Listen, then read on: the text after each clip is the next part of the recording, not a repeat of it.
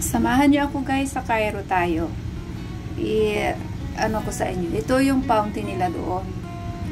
Maganda dyan, lalong-lalo sa gabi.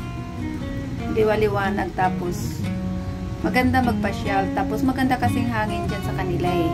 Lema ba? Mainit dito, mas dyan ay hindi siya gaano mainit. Okay lang siya. Tapos, ayan o, lapad niyan. Tapos dyan sa mga department store, ang ganda ng mga bilihin. Ang mumura pa. Mga tao doon, pag gabi, gumagala talaga. Kasi ang ganda ng ano nila, ganda ng pasyalan nila eh. Lapad kasi. Ayan naman, ito yung swimming pool. Hindi ito sa ano, outside Cairo yan, sa Hurghada ba? Sa Red Sea. Swimming pool yan. Ito yung Gravity Tower.